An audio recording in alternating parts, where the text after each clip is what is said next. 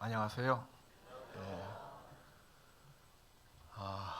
몽골에 잘 다녀왔습니다. 뭐 일주일 아주 그냥 하루 지난 것처럼 정말 쏜살같이 이렇게 일주일 지나서 다시 오게 되었습니다. 같이 갔다 오신 분들은 은혜로 충만케 하고 또 성령의 충만으로 깊은 감동을 받고 왔는데 저는 마음이 너무 아팠어요.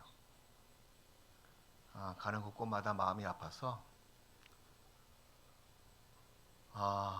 여러 가지 아주 생각이 많이 떠올랐습니다.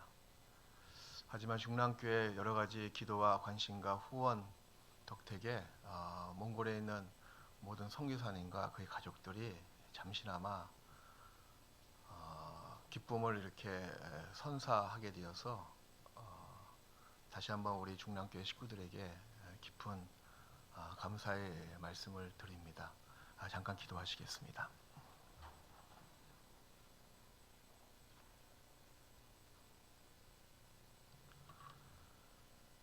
사랑의 하나님 아버지 감사합니다. 아무런 소망이 없고 죄악 때문에 생명을 잃어버렸던 저희들에게 생명의 예수님께서 이 땅에 찾아오셨고 십자가 위에서 흘려놓으신 보배로운 피로 우리의 더럽고 추악하고 형벌받아 마땅할 죄악을 영원히 도말하시고 또 정결케 해주신 영원한 속죄로 인하여 진심으로 감사드립니다. 불쌍한 저희들 구원하시고 또 이 땅에 살아가면서도 가엾은 저희들 늘 말씀으로 인도하시며 그리스도 예수 안에 곧 몸된 교회 가운데 두심을 정말 감사드립니다. 이제 우리가 바라보는 것은 하늘입니다. 하나님과 또 그의 독생자 예수님이 계시는 천국입니다. 이런 소망 가운데 우리가 인내하며 또 소망으로 즐거워하며 그날이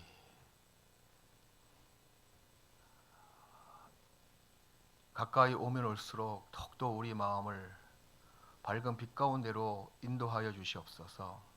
주님의 보배로운 피로 구원받은 저희 중랑교회 성도들 또 주님을 사모하고 말씀을 사모하며 성도를 사랑하기에 또 오늘 주의 날에 한자리에 모였습니다. 각자의 형편대로 믿음의 분량대로 합당한 은혜로 채워주시옵소서. 결코 우리 가운데 한 사람도 생명에서 떠나는 사람이 없도록 긍휼을 베풀어 주옵시고 신앙생활에 넘어지는 자가 없도록 보호하시고 인도해 주시옵소서. 계속 진행되는 전도 집회 또 학예 수양에 이런 귀한 복음을 전할 수 있는 기회를 우리 각자에게 주신 것 정말 감사드립니다.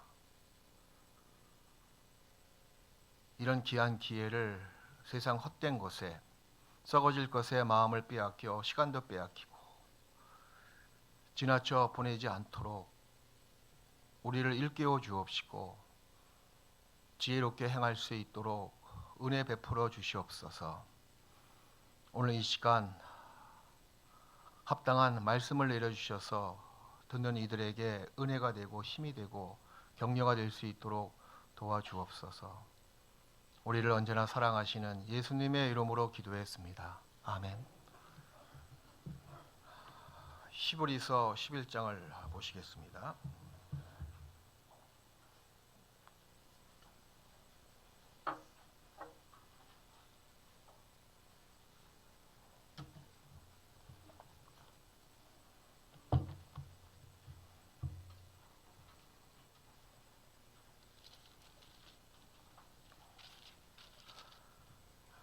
여러분이 아시다시피 히브리서 11장은 믿음의 성경입니다.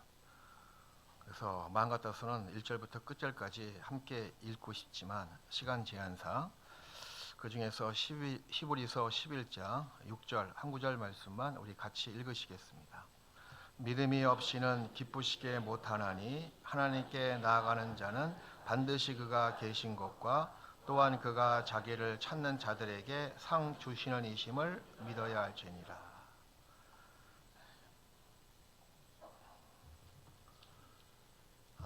구원을 받은 사람은 오직 믿음으로 사는 사람들입니다.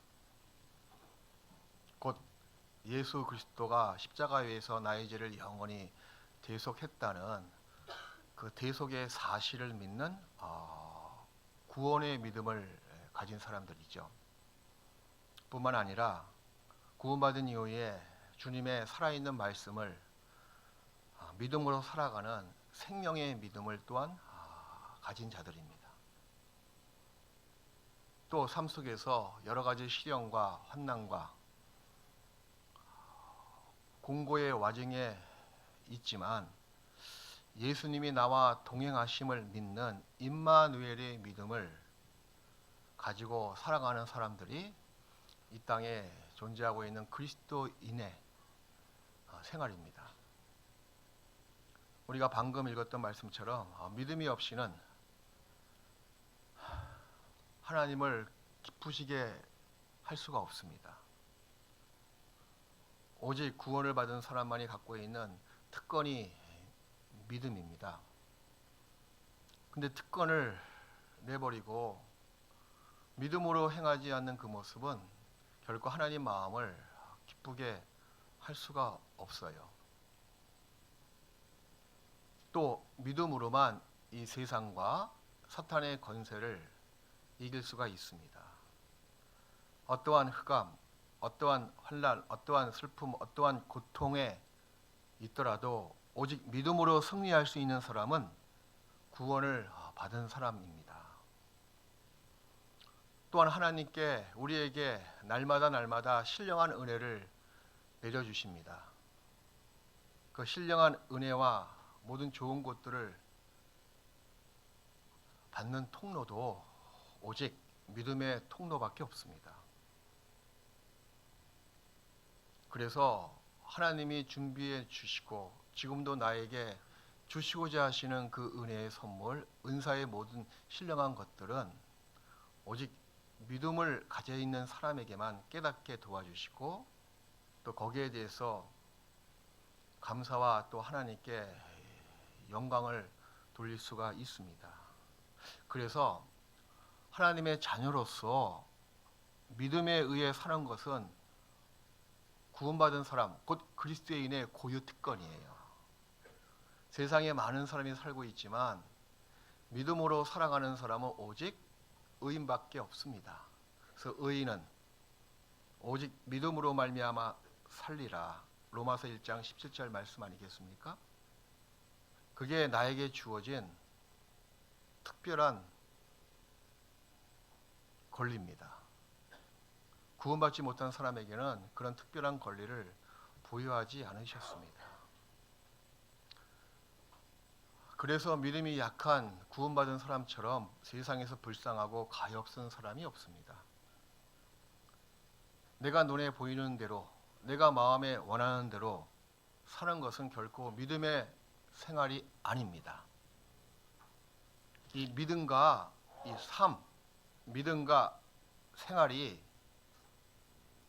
분리되는 모습으로 살아가는 그리스도인인 만큼 불쌍한 사람이 없고, 그리고 그런 삶을 성경은 결코 가르치지 않고 있습니다. 믿음과 삶, 곧 믿음과 생활은 불가분의 관계를 갖고 살아가는 것이 정상적인 그리스도인의 믿음의 모습이에요. 이론적으로 알고 믿는다고 해서 생활로 이어지지 않는 것은 성경의 올바른 가르침이 아닙니다.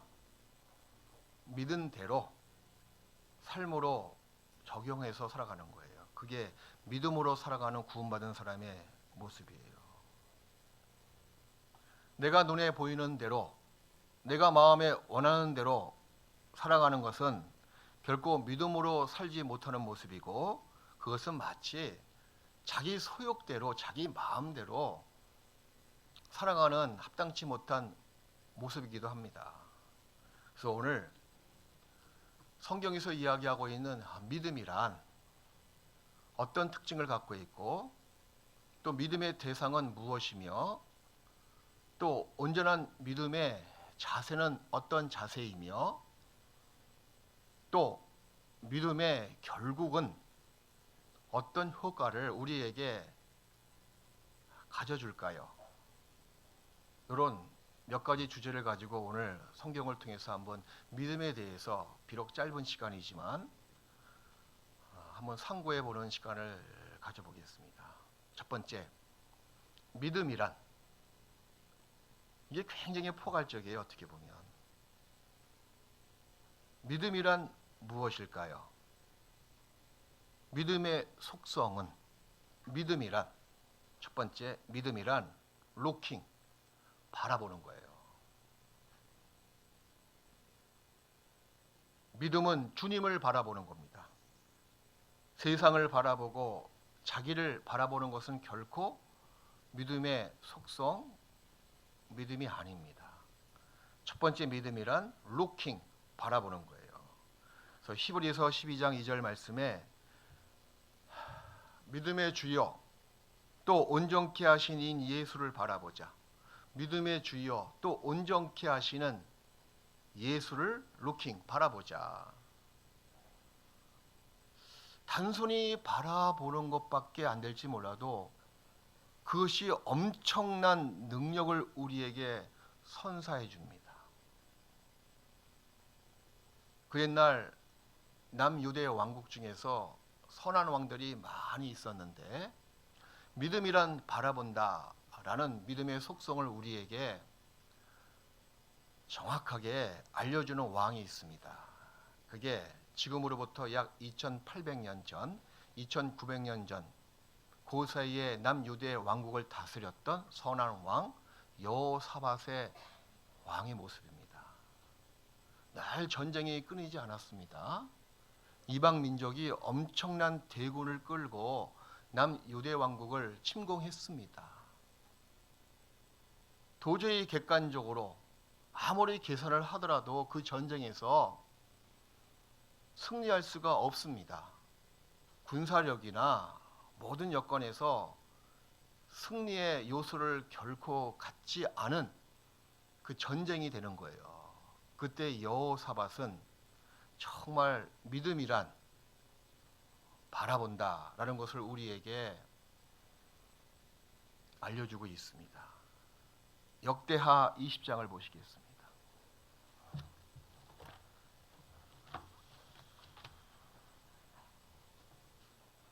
역대하 20장 1절 보십시오. 이방인의 연합 대군과 전쟁을 하기 일보 직전입니다. 구약성경 681페이지입니다. 역대하 20장 1절.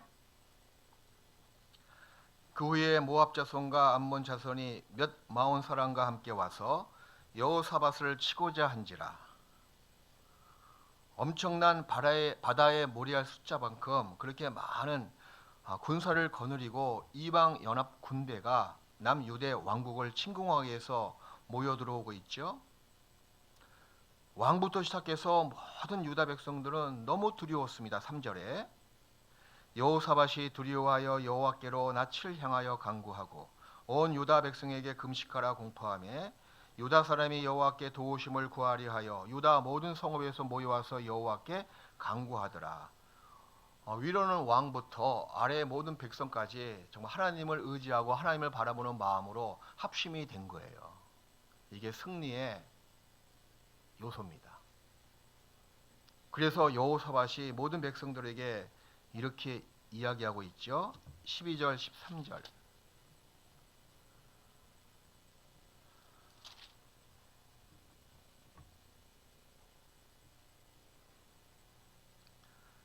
역대하 20장 12절부터 보겠습니다. 우리 하나님이여 저희를 징벌하지 아니하시나이까.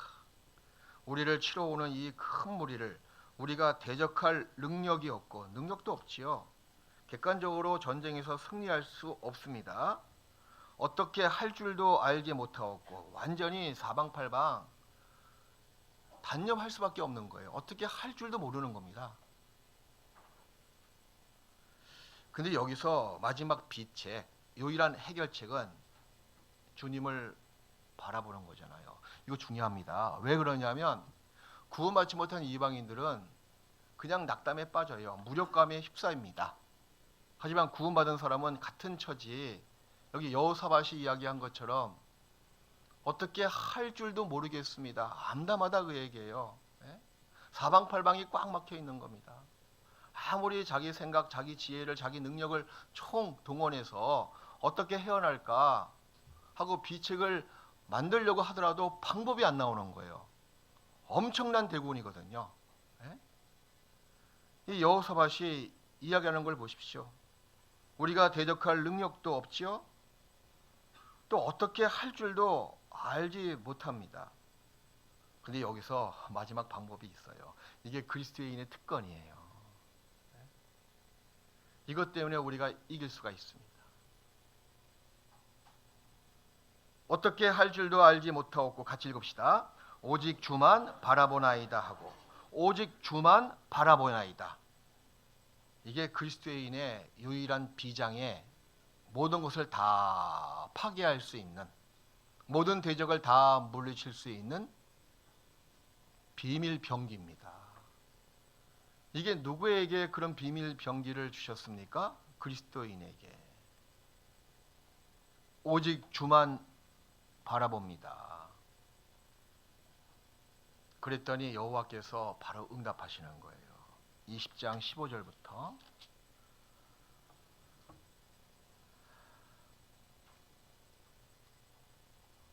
야시엘이 가로되 선지자입니다. 온 유다와 예루살렘 거민과 여호사와 왕이여 들을지어다. 여호와께서 너희에게 말씀하시기를 이 큰 무리로 인하여 두려워하거나 놀라지 말라. 같이 읽읍시다. 이 전쟁이 너희에게 속한 것이 아니요 하나님께 속한 것이니라. 이게 답이에요.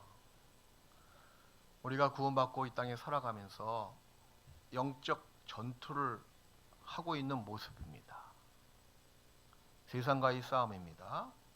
눈에 보이지 않는 세상의 권세 잡은 자 악한 영들과의 싸움입니다. 또 자신과의 또 싸움입니다.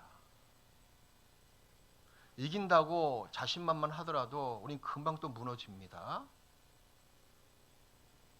죄와의 싸움에서 자기의 의지력 가지고 이길 수 있는 사람이 있습니까? 이긴다고 호언장담하셨습니까? 바로 내일 쓰러질 거예요.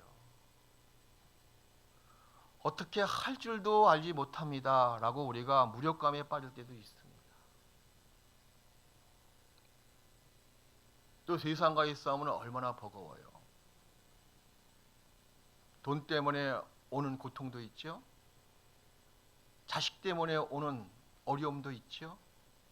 내가 낳은 자식임에도 불구하고 내 마음대로 안 되잖아요. 자식을 어떻게 이깁니까, 부모가?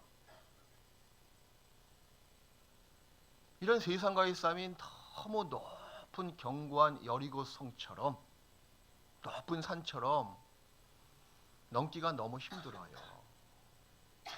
그게 신앙생활이거든요. 그래서 많은 이방인들은 낙담으로 치달아서 극단적인 선택을 하는 사람들 가끔 있잖아요.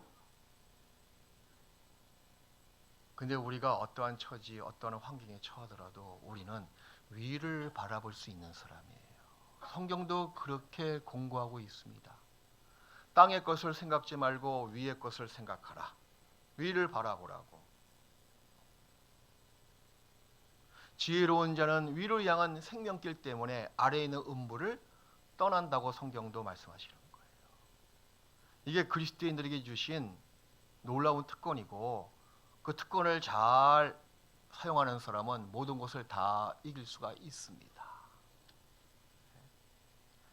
우리의 영적인 전쟁은 하나님께 속한 전쟁이에요. 하나님의 허락 가운데서 우리를 세상에 존재케 해주셨고, 세상과의 싸움을 하나님의 허락 가운데서만 이루어지는 전투입니다. 문제는 뭐냐 하면 그 전투를 하나님께 바라보고 하나님께 맡기지 못하냐, 맡기느냐, 거기에 승리냐 피하는 것이냐, 그것 관건이 달려 있는 겁니다. 그리스도인도 가끔 신앙생활에 실패할 수가 있습니다. 낙심할 수가 있죠. 한없이 낙심에 빠져서 끝내는 신앙생활에 넘어지는 경우도 있습니다. 자기와의 싸움에서 승리하지 못해서 교만의 죄에 빠져서 스스로를 모르는 거예요. 왜 교만의 죄가 그렇게 무서운지 아십니까? 자기 스스로가 모르거든요. 도리어 자기는 겸손하다고 생각하는 거예요. 그게 교만이거든요. 시간 지나면 반드시 교만한 자는 패망합니다. 자기와의 싸움에서 자기를 늘 살펴보지 않는 그런 아주 거만한 마음을 자기 스스로가 모르는 거예요. 자기와의 싸움에서 집니다.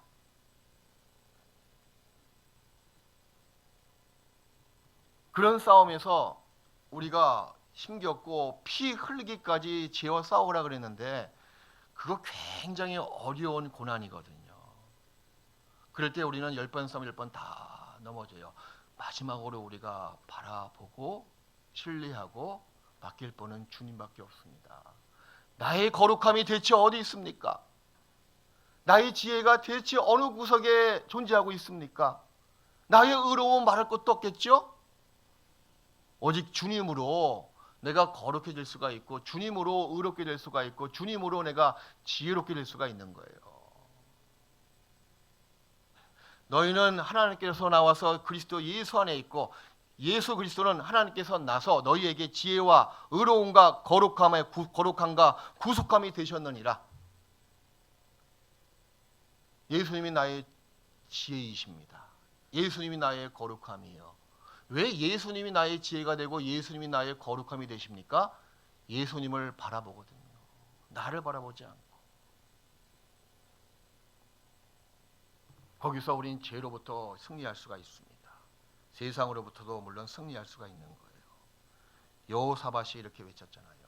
왕만 외친 게 아니야. 모든 백성이 한 마음으로 하나님을 바라봤습니다. 그랬더니 하나님께서 선지자를 통해서 이렇게 응답하시잖아요.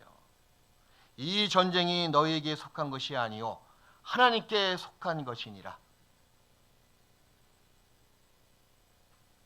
사랑과의 전투가 있습니다. 저 영혼을 주님께 인도하고 싶은데 말 그렇게 듣지 않는 거예요.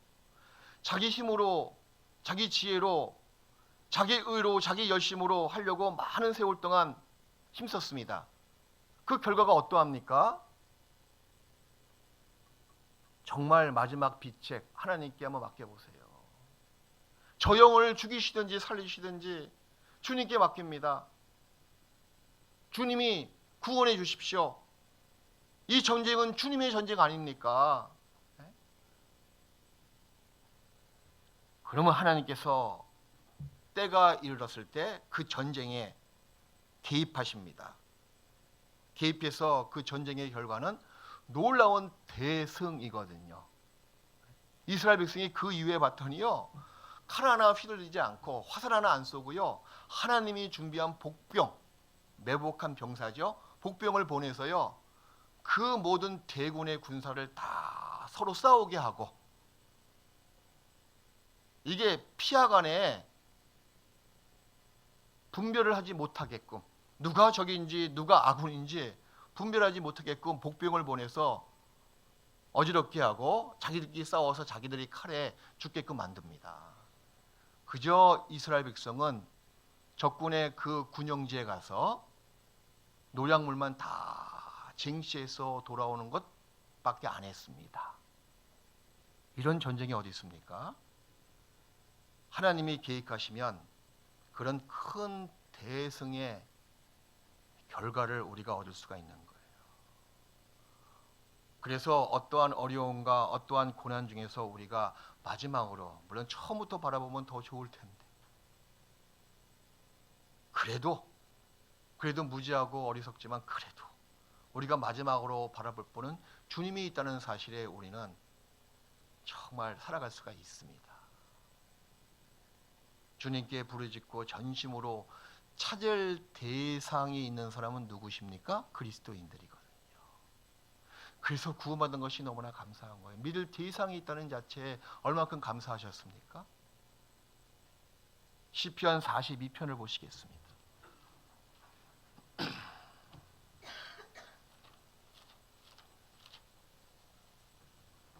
시편 42편 1절부터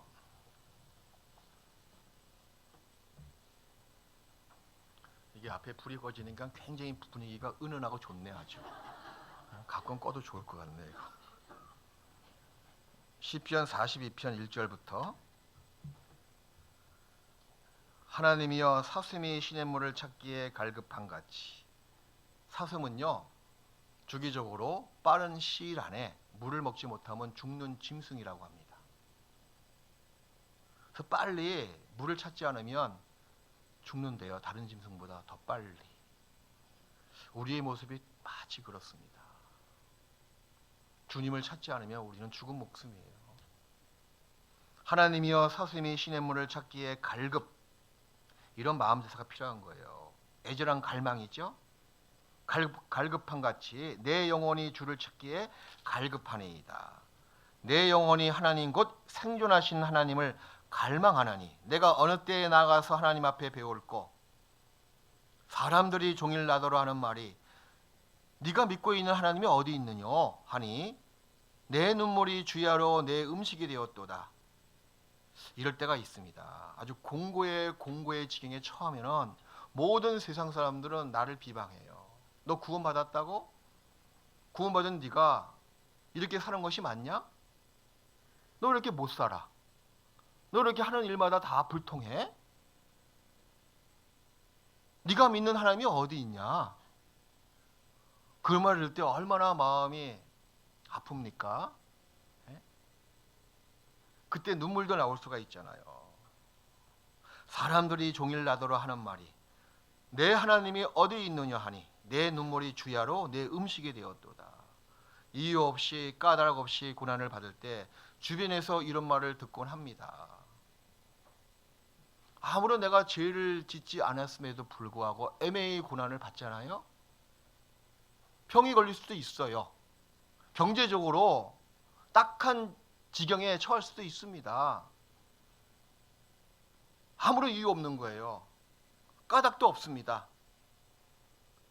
그때 또 세상 사람들은 더 입이 커져서 나를 향해서 더 많은 비방을 늘어놓습니다. 그 말이 정말 날카로운 비수처럼 마음을 아프게 자르잖아요. 사랑하는 남편에게도 이런 말을 들을 수가 있고 심지어는 다 큰 장성한 자식들에게도 그런 말을 들을 수가 있고 또 부모님에게도 혹 그런 말을 들을 수가 있을 거예요. 그럴 때 우리는 더욱더 많은 눈물을 흘립니다. 그때 여러분들은 마지막 비책의 무기, 비장의 무기를 다 꺼내야 돼요. 그게 믿음의 무기입니다. 내 하나님이 어디 있느냐라고 조롱을 받을 때라도 하나님을 굳게 의지하고 하나님의 선한 성품을 알고 신뢰하고 나가는 믿음이 필요한 거예요. 지금은 내가 이런 모습일지라도 때가 되면 하나님께서 나를 이렇게 세우실 것이다. 사탄아 세상 사람들아 나를 조롱하지 말아라. 언젠가는 나의 신원은 그 모든 신원의 말을 다 하나님께서는 다 들으실 것이다. 이런 믿음이 필요하다 그 얘기예요. 미가서 7장을 보시겠습니다.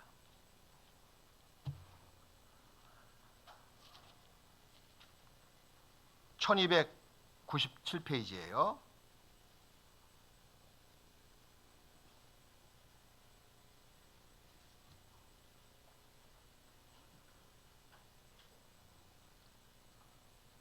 구약성경 1297페이지.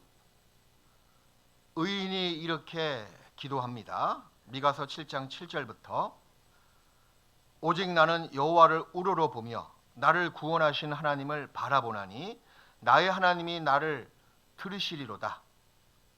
근데 지금 상황은 딱한 상황이거든요. 대적들이 조롱하고 있는 상황입니다. 나의 대적이여 나로 인하여 기뻐하지 말지어다. 나는 엎드러질지라도 곧 일어날 것이요 어두운 데 앉을지라도 곧 여호와께서 나의 빛이 되실 것이미로다. 내가 여호와께 범죄하였으니 주께서 나를 위하여 심판하사 신원하시기까지는 그의 노를 당하려니와 주께서 나를 인도하사 광명에 이르게 하시리니 내가 그의 의를 보리로다. 나의 대적이 이것을 보고 부끄러워하리니 그는 전에 내게 말하기를 내 하나님이 여호와가 어디 있느냐 하던 자라. 이 시편 42편과 똑같잖아요. 지금 전에는 네가 믿는 하나님이 어디 있느냐 그렇게 이야기하던 대적자들아, 지금은 내가 어두운 가운데 있지만 네 말이 마치 성취된 것처럼 내 하나님이 없어진 것처럼 그렇게 보일지 몰라도, 지금은 그럴지 몰라도 때가 되면 나를 일으킬 것이다. 때가 되면 나의 빛이 되실 것이다. 이런 믿음이 정말 필요한 거예요. 산의 능선을 따라서, 능선은 옆에 있고 다 보이잖아요. 산의 능선을 따라서 걸어가는 사람은 거기서는요 하나님을 발견할 수가 없습니다. 그런데 산 골짜기로 내려가면 내려갈수록 더 침침해지죠. 더 암울해지죠. 더 내려가면 내려갈수록 맨 밑바닥에 나 혼자만 있는 것이 아니요, 거기 내려가 봤더니 거기 하나님이 계시더라고요. 그게 믿음의 진가예요. 평상시에는 믿음의 진가가 어떠함을 알지 못합니다. 산 능선을 따라 걸어가는 사람은 하나님을 볼 수 없는 것처럼 산 골짜기로 깊은 골짜기로 내려갔을 때 거기 하나님이 먼저 와서 앉아 계시거든요. 거기서 여러분의 믿음의 진가가 드러나는 거예요.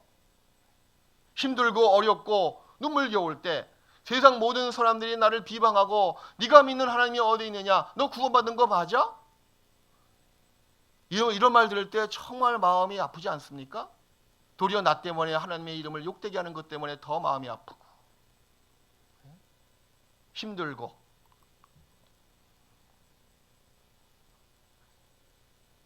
그때 하나님 바라보십시오. 그때 하나님, 믿음의 대상 하나님이 눈에 보이실 겁니다. 시편 42편에, 그래서 시편 42편 기자는 끝내는 이렇게 찬송을 합니다.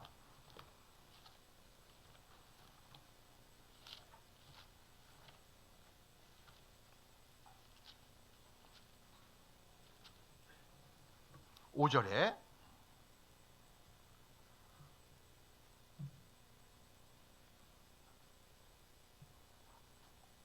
시편 42편 5절 같이 읽읍시다. 내 영혼아 내가 어찌하여 낭망하며 어찌하여 내 속에서 불안하여 하는고. 너는 하나님을 바라라. 그 얼굴의 도우심을 인하여 내가 오히려 찬송하리로다. 보십시오. 너는 하나님을 바라라. 그 얼굴의 도우심을 인하여 오히려 이게 반전이에요. 완전히 역전입니다. 오히려 찬송하리로다. 상황은 찬송할 상황이 아니에요.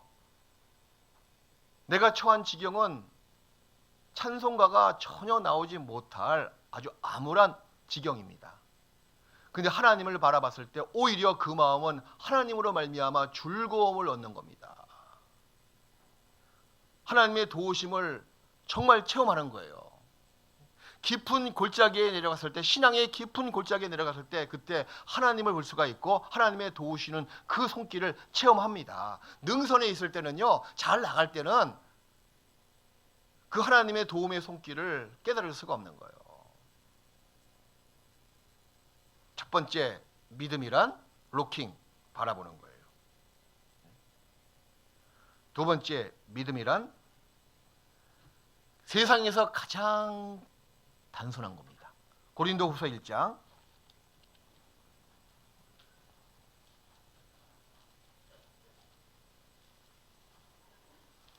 세상에서 가장 단순한 사람은 어린아이죠. 그죠?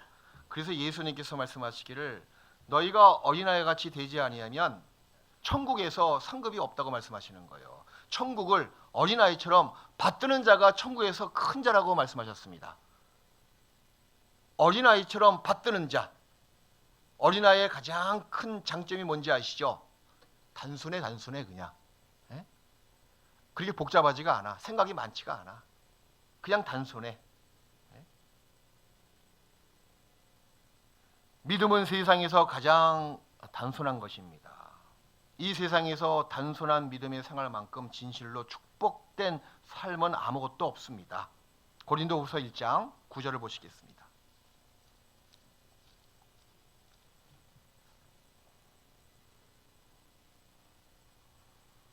우리 마음에 사형 선고를 받은 줄 알았으니, 이거 보십시오. 사도 바울도 신앙의 깊은 골짜기에 들어갔었잖아요.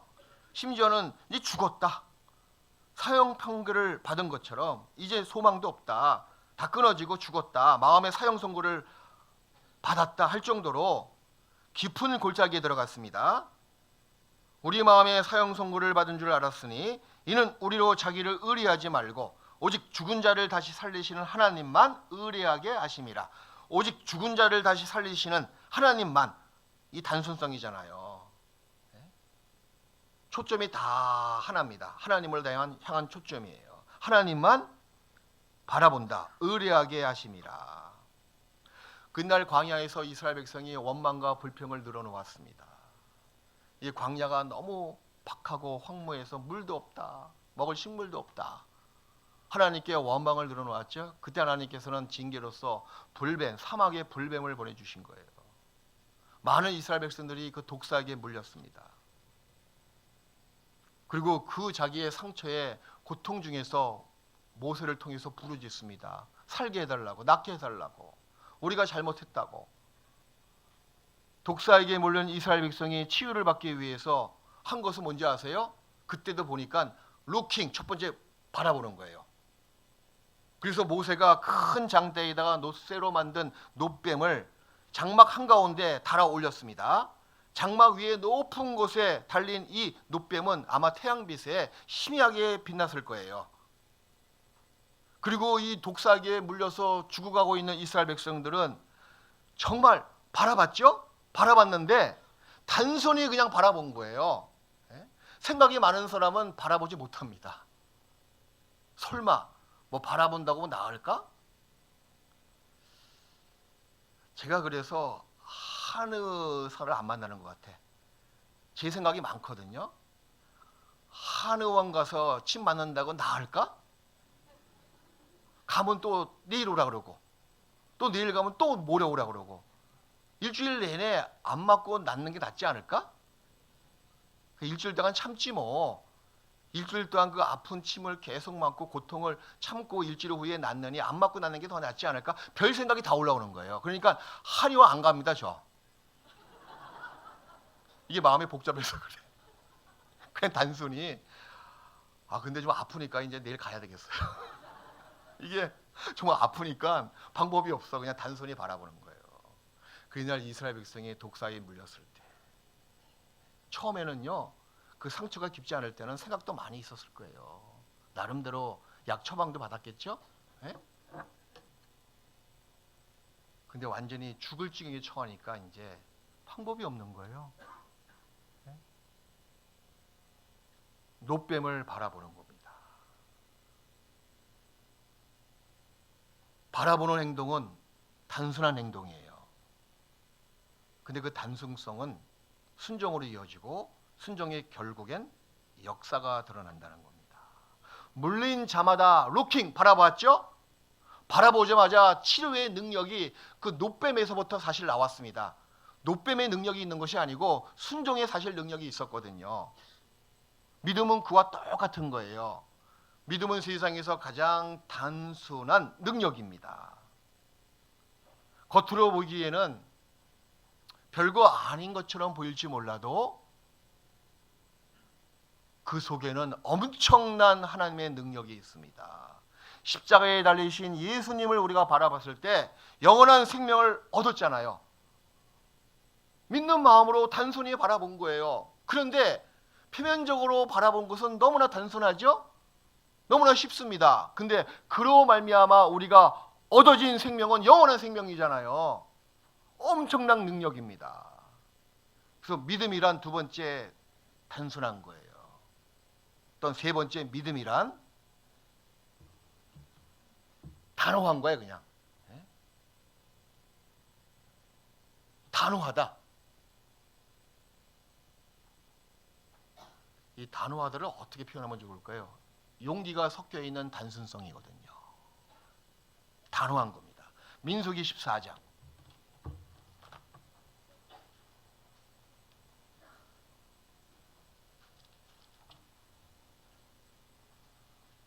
민수기 14장 8절 9절.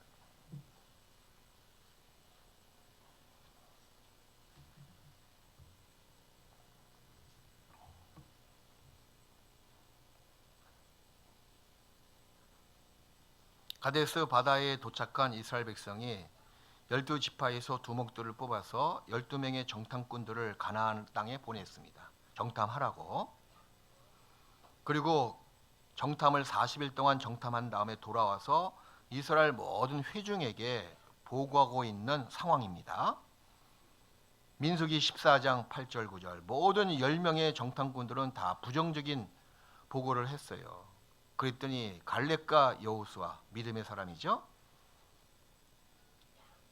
그런 단호한 믿음을 이 말을 통해서 우리가 엿볼 수가 있습니다.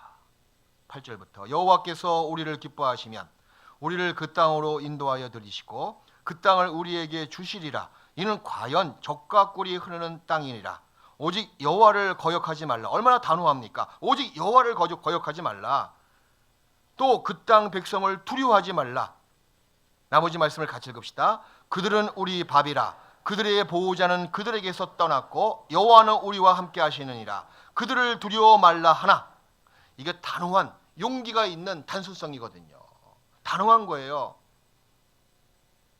그 땅을 하나님께서 우리에게 주셨다. 이건 약속의 말씀의 성취 아니냐. 우리가 왜 그 땅에 들어가기를 주저하고 있느냐. 그 땅에 살고 있는 거민들의 신은 다 죽었고 떠났다. 우리가 들어가자. 하나님이 우리와 함께 하신다. 그들은 우리와 뭐요? 밥이래 밥. 얼마나 단호해요. 10명의 정탐꾼들은 그 땅을 보고 와서 이렇게 보고하는 거예요. 그 땅에 들어갔더니 그 가나안 거민들은 성곽이 마치 하늘에 닿을 정도로 높이 견고하게 쌓아놨다. 그것을 우리가 어떻게 허물 수가 있겠느냐. 거기 살고 있는 사람들은 마치 옛날 안악 자손의 후손처럼, 안악의 거인 후손이거든요. 그렇게 장대한 민족이고 그 가나안 거민에 비해서는 우리 이스라엘 백성은 메뚜기 같은 존재다. 메뚜기 신앙이 거기서부터 시작됐는데 놀랍게도 우리 가운데 메뚜기 신앙을 갖고 있는 사람이 있습니다. 자, 그런 상황을 보십시오. 10명이 속한 10지파 사람들이 얼마큼 많이 있습니까? 막 웅성웅성거리고, 막 저기서부터 마음이 족파한 사람은 막 당을 지어가지고 막 대왕하고 막 별소리 다 들렸을 거 아니에요. 그런 험악한 분위기에서 갈렙과 여호수아가 이야기했습니다. 그들은 우리의 밥이라. 그거요, 용기 없으면 그렇게 얘기 못합니다, 여러분. 맞아 죽을 뻔했잖아요, 그죠? 여호와의 영광이 나타나지 않으면 여호수아 갈렙은 이때 맞아 죽었을 겁니다. 믿음은 단호한 거예요. 그 가나안 거민의 성곽이 하늘에 닿을 것 같다라고 이야기했을 때 이 갈렙과 여호수아는 도리어 이렇게 얘기한다고 칩시다. 좋다. 그런 성읍이 하늘에 닿았다 한들 우리 하나님이 하늘에 계시는데 우리 하나님 보시기에는 그런 성곽은 마치 메뚜기처럼 작은 성곽 아니겠냐. 우주를 만드신 하나님께서 보시기에는 그 모든 성곽과 높은 성읍이 대체 무엇이란 말이냐. 뭐 거인들이라고 하나님 보시기에는 숲속에 그냥 흩날리는 겨와 같은 존재가 될 것이다. 그렇게 이야기한 거나 마찬가지예요. 믿음은 단호한 겁니다. 왜 하나님을 잊어버리십니까? 세상에서 자기를 메뚜기처럼 보이십니까? 세상 사람들 앞에 자기의 그 존재가 그렇게 미약하고 보잘것없고 메뚜기처럼 연약한 존재로 스스로 생각하십니까? 왜 나와 함께 하시는 하나님의 존재를 잊고 계십니까? 하나님 보시기에는 아무것도 아니거든요. 흩날리는 겨와 같은 존재들이에요. 그래서 믿음이란 단호한 거예요. 이게 세 가지 속성을 꼭 갖추고 있는 믿음이 진짜 온전한 믿음입니다. 바라보는 거죠. 단순하게 바라보는 거죠. 거기에 용기가 가미되어 있는 거예요. 병에 걸렸습니다. 돈도 없습니다. 어떤 분들은 돈이 없어가지고 병원 가기를 두려워하는 사람 많이 있잖아요.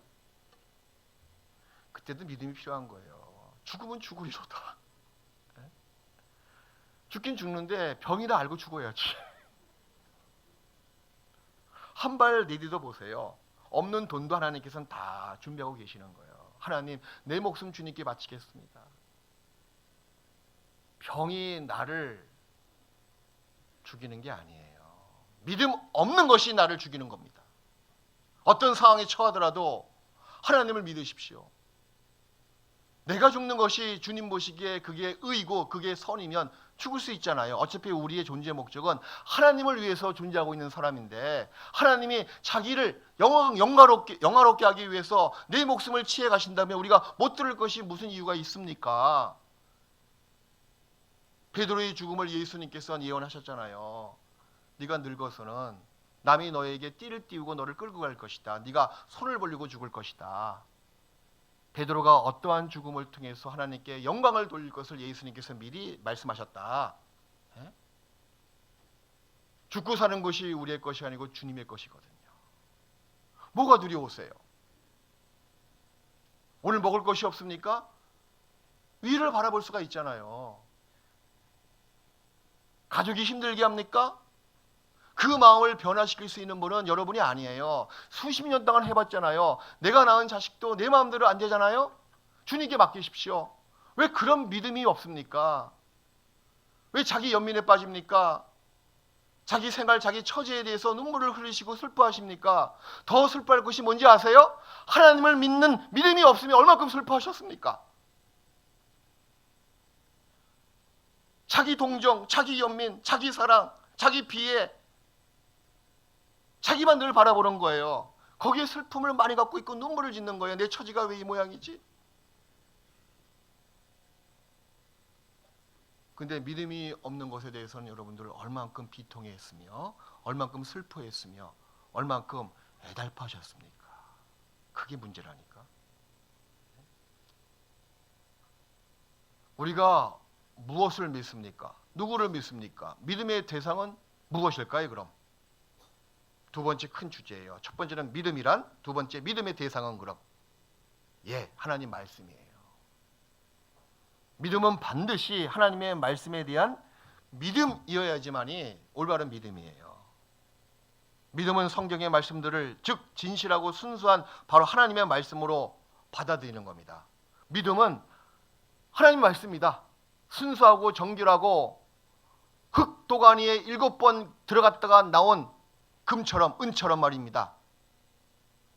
이 약속의 말씀을 믿는 거예요. 우리의 믿음의 대상은 약속의 말씀이에요. 말씀은 있잖아요. 믿음은 들음에서 나며 들음은 그리스도의 말씀으로 말미암았느니라. 믿음은 중간 과정이 듣는 거예요. 물론 읽는 것도 중요하지만 첫 번째 듣는 거예요. 그리고 그리스도의 말씀으로 말미암았다. 믿음은 그리스도의 말씀으로 말미암았다. 믿음의 대상은 하나님의 말씀이거든요. 하나님을 사랑합니까? 말씀을 사모하십시오. 하나님을 가까이 함이 내게 복이라. 말씀을 가까이 하십시오. 하나님을 신뢰하십니까? 그분의 말씀을 믿으십시오. 데살로니가전서 2장 13절에 보니까 이러므로 우리가 하나님께 쉬지 않고 감사함은 너희가 우리에게 들은 바 하나님의 말씀을 받을 때 사람의 말로 아니하고 하나님의 말씀으로 받음이니 진실로 그러하다. 이 말씀이 또한 너희 믿는 자 속에서 역사하느니라. 하나님 말씀을 들을 때 이건 사람의 말이 아니구나. 하나님 말씀으로 듣는 거예요. 지금 이 수백 명이 앉아 있는데 제가 설교합니다. 근데 희한하게요. 들은 여러분들의 그 결과는 다 틀려요. 믿음의 분량도 틀리죠. 고난의 모양도 틀립니다. 시편 40편에 나와 있듯이 나를 기가 막힐 웅덩이와 수렁에서 끌어올리시고 기가 막히게 생겼어. 기가 막힌 그 고난의 모양은 다 성도마다 틀려요. 어떤 사람은 자식 때문에 지금 힘들어합니다. 어떤 사람은 사업 때문에 걱정이 태산이에요. 어떤 사람은 어떤 일 때문에, 남편 때문에, 또 어떤 사람은 교회 가운데서 어떤 사람들 때문에 상처받고 힘들어할 수가 있잖아요. 그 힘들고 어렵고 하는 그 모든 모양은 다 틀릴 수가 있는 거예요. 그런데 말씀은 똑같이 알아나가는데 듣는 사람은 자기의 그 생겨먹은 고향의 모양에 치유받기 위한 해결책으로 듣는다는 겁니다. 희한하지 않습니까? 그 옛날 베드로가 쫙 설교를 했습니다. 그랬더니요, 저기 멀리서 갑바도기아, 갈라디아, 로마에서 또 구레네에서 구브로에서 온 유대인들이 언어가 다 틀리거든요. 예? 자기 말로 다 들은 거예요. 설교는 베드로가 딱 뭐 히브리 말로 했든지 아람 말로 했는데 듣는 사람들은 자기가 살았던 지역의 언어로 다 들려서 마음의 찔림을 받고 구원을 받잖아요. 뭐 요즘처럼 이렇게 통역 보청기가 있어가지고 끼우고 이렇게 동시 통역으로 들은 게 아니에요. 베드로가 설교했죠. 그 옆에 제자들이 있었습니다. 사도들이에요. 어떤 제자는 라틴 말을 탁 하는 방언의 능력을 받았어. 바로. 어떤 제자는 갑바도기아어를 탁 방언의 능력을 받았어. 어떤 제자는요, 저 구브로, 구레네, 아프리카 북부 지방 도시거든요. 거기 말로 언어의 방언의 능력을 받은 거예요. 베드로가 설교했더니 라틴어로 뭐라 얘기하고 쭉 설교해 버린 겁니다. 제자들의 말하는 것을 듣고 그 타지에서 온 유대인들이 다 알아들은 거예요. 그게 성령의 역사거든요. 하나님 말씀을 그렇게 역사하신다는 겁니다. 고난의 모양이 다 틀리죠? 어떤 사람에겐 힘을 받는 거예요. 어떤 사람에겐 상처가 치유받습니다. 어떤 사람에겐 그 미움이 풀리는 거예요. 어떤 사람에겐 새 힘을 받습니다. 어떤 사람에게는 마음에 소원을 할 수 있는 능력으로 그 말씀이 그 마음속에 들어가는 거예요. 한 설교인데 듣는 모양이 다 틀리는 거예요. 듣는 역할, 듣는 치유의 능력이 다 모양이 틀리는 겁니다. 왜? 여러분의 고난과 슬픔과 애달파는 그 문제는 다 모양이 틀리거든요. 교회 가운데서 성령님의 가르치시는 말씀이 있잖아요. 약속의 말씀을 믿으십시오. 얼만큼 신뢰합니까? 신뢰하는 정도에 따라서 여러분 속에서 역사하는 그 정도도 그만큼 비례적인 거 아세요?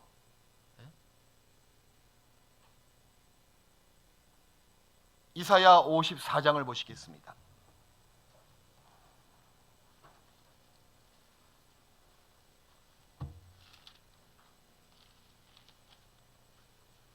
이사야 54장 9절부터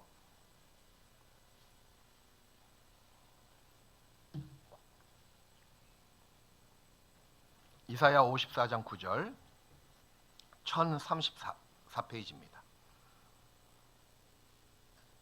이는 노아의 홍수 때 비하리로다. 내가 다시는 노아의 홍수로 땅 위에 범람치 않게 하리라 맹세한 것 같이 내가 다시는 너를 노하지 아니하며 다시는 너를 책망하지 아니하기로 맹세하였노니 10절 말씀 같이 읽어요. 산들은 떠나며 작은 산들은 옮길지라도 나의 인자는 내게서 떠나지 아니하며 화평케 하는 나의 언약은 옮기지 아니하리라. 너를 긍휼히 여기는 여호와의 말이니라. 노아의 홍수를 예로 들으셨습니다. 노아의 홍수 때 다시는 물로 심판하지 않겠다라는 약속을 하시면서 무지개를 두셨잖아요. 그 무지개를 통한 약속은 지금도 유효합니다. 네? 다시는 비로 물로 심판하지 않겠다. 그러면 불로 심판하겠다. 그것을 우리가 연상시킬 수가 있는 거예요. 그 무지개를 볼 때마다 야, 몇천 년 전에 하신 약속이 지금도 유효하구만. 그처럼 산들은 떠나고 작은 산들은 옮길지라도 나의 인자는 내게서 떠나지 아니하며, 이 내게서 자기 이름을 집어넣어 보세요. 나의 인자는 기모찬을 떠나지 아니하며 화평케 하는 나의 언약은 옮기지 아니하리니 기모찬을 긍휼히 여기는 여호와의 말이니라. 딱 맞습니다. 무지개의 약속이 아직도 유효한 것처럼 나와 하나님과의 그 맺은 관계는, 그 약속은 변치 아니하십니다. 그분은 여전히 나를 향해서 인애로우시고 긍휼을 베푸시는 분이세요. 그분의 성품은 1절, 산들은 변하고 작은 산들은 떠날지라도 나를 향한 그분의 성품은 1절 변하지 않았습니다. 약속은 쌍방간에 지킬 때 효력을 발생하는 거 아시죠? 한쪽이 어겨버리면 효과는 없습니다. 하나님 편에서는 결코 그 약속을 저버리지 않는 분이세요. 여기 나와 있잖아요. 천지개벽을 하더라도 내가 너와 약속을 맺은 그 내용은 절대 변하지 않는다 라고 말씀하셨잖아요. 문제는 뭐냐면 내가 약속을 어기기 때문에, 아담이 약속을 먼저 어긴 것처럼 내가 신앙생활 가운데서 약속을 어기면 그 약속으로 말미암는 은혜와 효력은 내게 주어질 수가 없습니다. 그래서 구원을 받은 사람은 이렇게 말씀드릴 수가 있는 거예요. 구원을 받은 사람은 하나님의 살아있는 약속을 먹고 사는 사람들입니다. 의인은 믿음으로 말미암아 살리라. 그 말은 의인은 하나님의 약속을 먹고 사는 사람들이다 라고 바꿔도 무방합니다. 첫 번째 믿음의 대상은 우리 앞에 놓여진 하나님의 살아있는 말씀이에요. 그렇지 않습니까? 여러분이 구원받은 거 실제로 하나님 봤어요? 십자가에서 피를 흘리신 예수님 봤어요? 약속의 말씀을 믿었잖아요. 믿음으로 효력이 발생한 거예요. 어떤 효력이요? 영생. 네? 의인 됐다는 효력이 발생한 겁니다. 신앙생활 가운데서도 마찬가지예요. 그래서 그분의 살아있는 약속을 믿는 것, 그리스도인이고, 그리스도의 믿음의 대상은 바로 말씀이다. 두 번째는 바로 하나님과 예수님이세요. 요한복음 14장.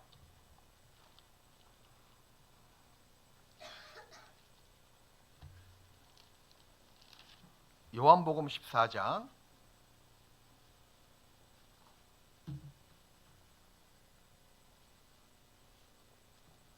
14장 1절을 보시겠습니다.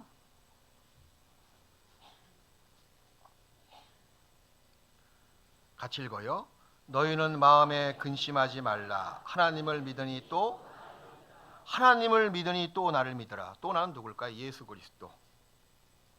예수님께서 하나님의 아들에 대한 그 믿음, 예수님이 나의 구세주로 십자가 위에서 내 죄를 위해서 피를 흘리고 돌아가셨다는 구세주를 우리가 믿었죠. 그뿐만 아니라 지금 구원받은 다음에 우리 생활 가운데서 예수님이 나의 주님이 되신다, 주님으로 믿고 받아들이는 그 믿음이 필요하다, 그 얘기예요. 그걸 믿으라고 말씀하시는 겁니다. 믿음의 생활에 대해서 우리가 이론적으로 알고 얘기하는 거하고요, 믿음의 생활에 대해서 우리가 실제적으로 예수님이 나의 구세주가 되시고 주님이 되신다라고 생활 가운데서 내가 경험해 나가는 것은 완전히 별개의 큰 차이점입니다. 신앙은 이론이 아니잖아요. 신앙은 실제이고 생활 가운데서 터득한 체험과 경험이 진짜 신앙이거든요. 믿음은 이론적으로 끝나는 게 아니에요. 내가 생활 가운데서 내가 알고 있는 예수님이 나와 함께 하신다, 나의 구세주가 되셨고 지금도 살아계셔서 나의 주님이 되시다, 그래서 생활 가운데서 내가 몸소 체험하는 것이 그 믿음의 생활입니다. 다시 말씀드려서 이론과 실제는 완전히 다른 거예요. 그러면 온전한 믿음의 우리의 자세는 어떤 마음을 가져야지만이 온전한 믿음을 가질 수가 있을까요? 나도 믿음에 승리하고 싶은데 단순하다, 단호하다, 좋습니다. 또 구체적으로 어떻게 하면 더 온전한 믿음의 모습으로 내가 살아갈 수가 있냐, 그 얘기예요. 첫 번째가요, 이 기억력이 좀 좋아야 돼. 기억력이. 내가 구원받을 때를 기억해 보십시오.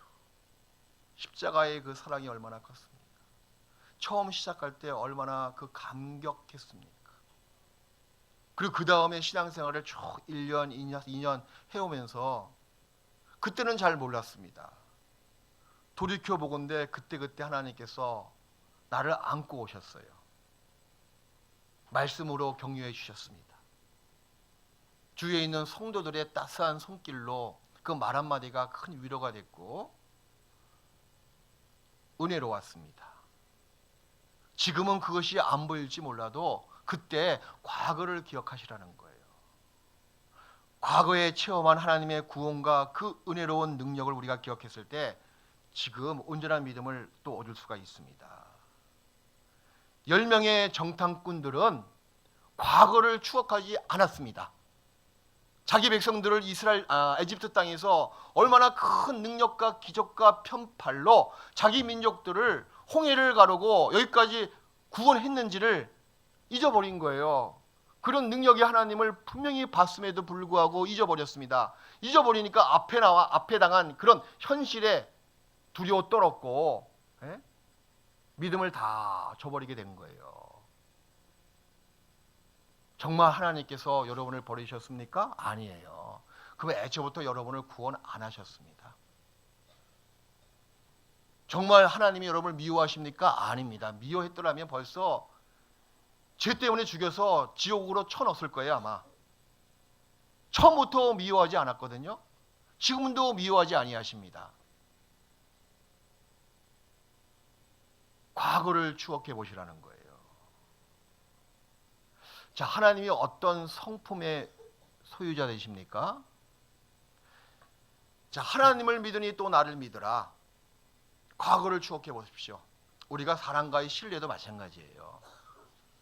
여러분 1년, 2년 정말 성도 간의 구역 모임을 통해서 조교제를 통해서 어떤 자매를 알고 어떤 형제를 알았습니다. 우리들의 모임은 세상적인 친목 모임이 아니에요.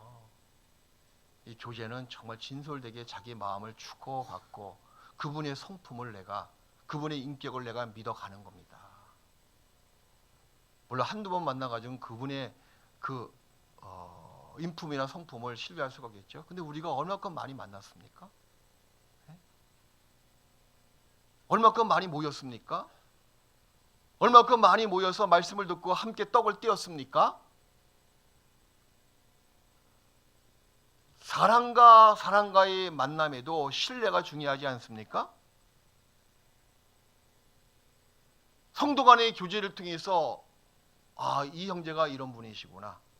장점도 알고 단점도 아는 거예요. 단점은 내가 아니까 덮을 수가 있는 거예요.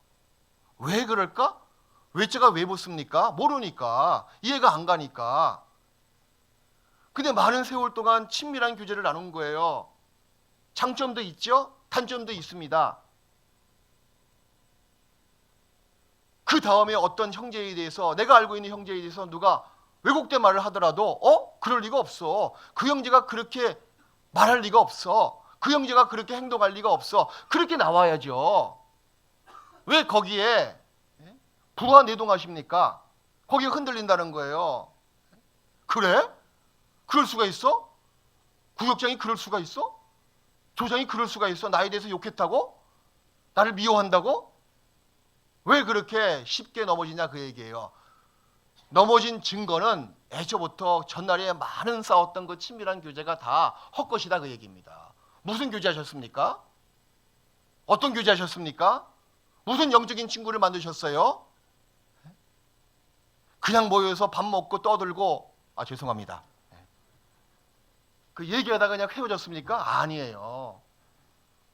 그리스도 예수 안에서 하나님과는 친밀한 교제, 하나님의 은혜와 사랑을 같이 나누고 서로 어루만져주고 서로 불쌍히 여기고 서로 위로해주고 위로받고 마음을 주고받고 그게 정말 진실한 교제 아닙니까? 그분에 대해 성품에 대해서 알잖아요. 그분의 인격, 그분의 신앙의 모습을 알잖아요. 뭘 잘하고 뭘 못하는지 그 점은 약간 좀 부족하다 다 알잖아요. 근데 그런 상식을 벗어나서 누가 그 형제에 대해서 누가 그 자매에 대해서 비방하는 말을 들으면 거기에 왜 같이 흔들리냐 그 얘기예요. 그런 형제 그렇게 말할 리가 없는 형제입니다. 그럴 리가 없습니다. 그 형제 제가 아는데요.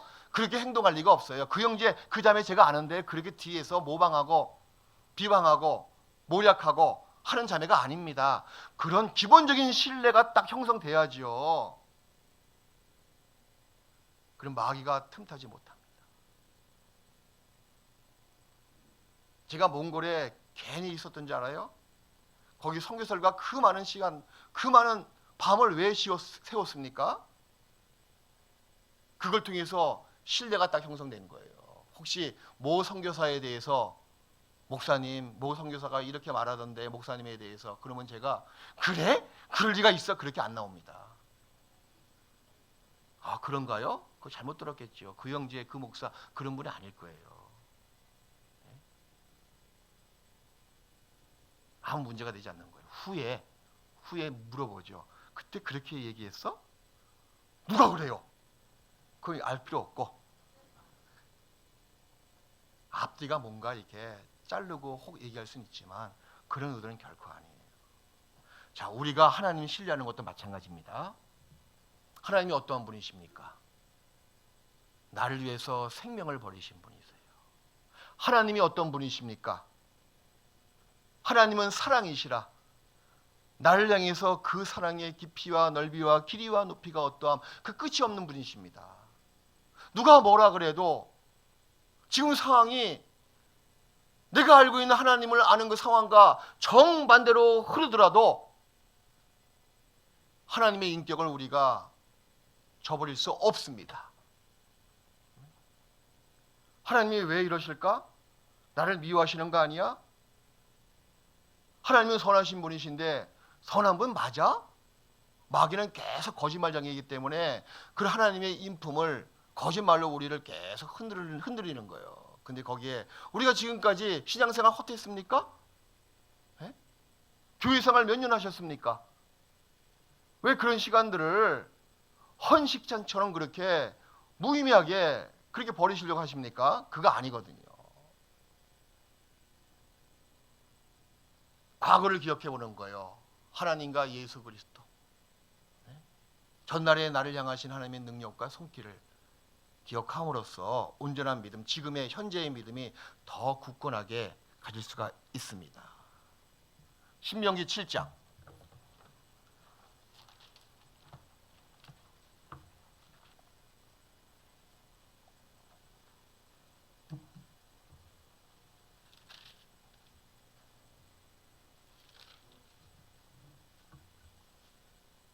신명기 7장 17절부터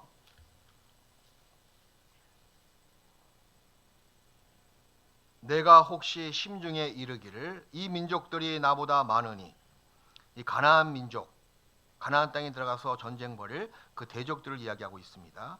이 가나안 민족들이 나보다 많으니 내가 어찌 그를 쫓아낼 수 있으리요 하리라마는 그들을 두려워 말라. 내 하나님 여호와께서 바로와 전날의 모든 구원의 능력을 기억하라고 말씀하시는 거죠. 바로와 온 애굽에 행하신 것을 뭐요? 잘 기억하되 내 하나님 여호와께서 너를 인도하여 내실 때 내가 목도한 큰 시험과 이적과 기사와 강한 손과 편파를 뭐요?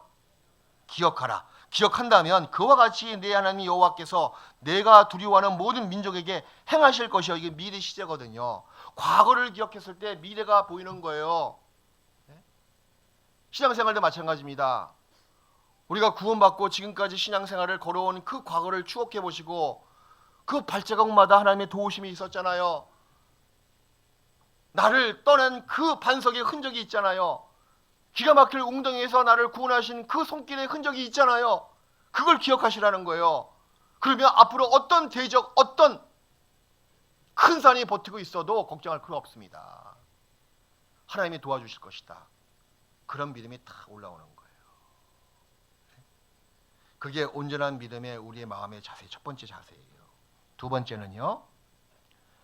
자, 민수기 13장을 또 다시 보시겠습니다. 이스라엘 백성의 그 모습을 통해서 알 수가 있는데 민수기 13장 27절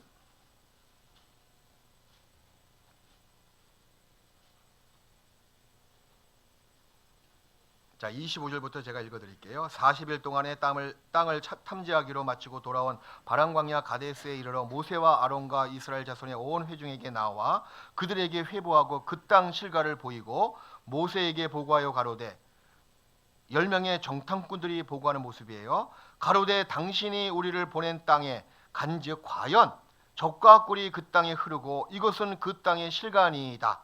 여기까지만 보고하면 참 좋을 텐데. 28절. 그러나, 이게 문제예요. 그러나가 토를 꼭 다른 거예요. 토를. 예? 그러나 그 땅 거민은 강하고 성읍은 견고하고 힘이 클 뿐 아니라 거기서 안악 자손을 보았으며, 그러나, 이게 바로 부정적인 신앙입니다.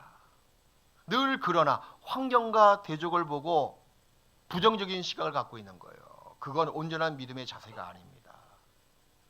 긍정적인 시각을 딱 갖고 계셔야 돼요. 하나님 중심으로 보는 시각을 갖고 계셔야 돼요. 갈렙은 그렇지 않았잖아요. 갈렙도 마찬가지입니다. 객관적으로 그 전쟁에서 어떻게 승리합니까?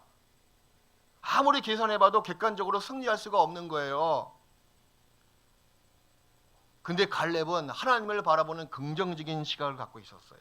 그게 성실한 믿음이거든요. 우리의 모습도 마찬가지예요. 내가 처한 환경, 상황, 암울한 상황이십니까? 앞으로 좋아질 거라고 기대하지 마십시오. 어차피 환경과 상황은 우리 편이 아니에요. 세상은 우리 편이 아니거든요.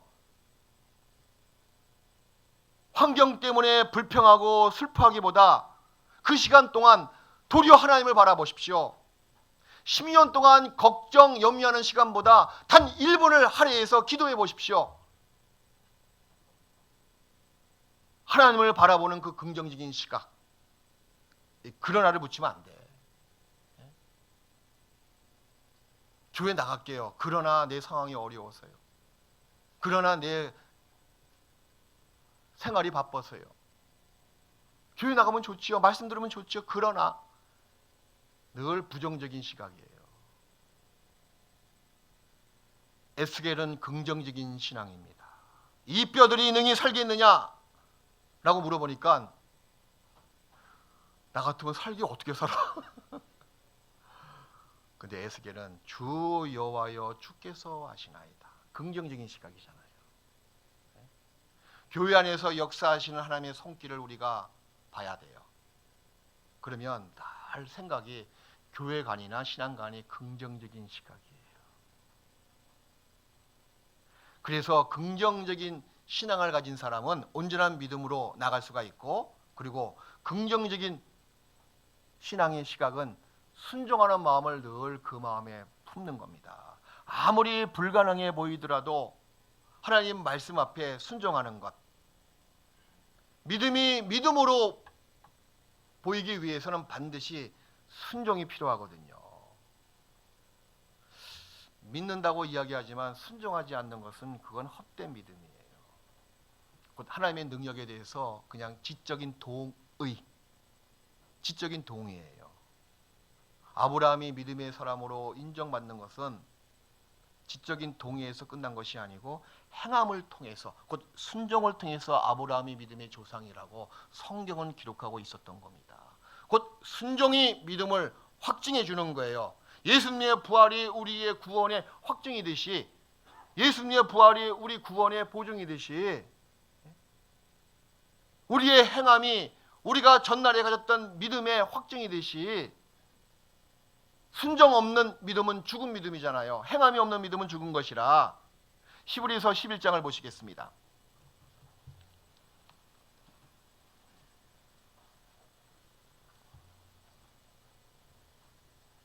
히브리서 11장 8절.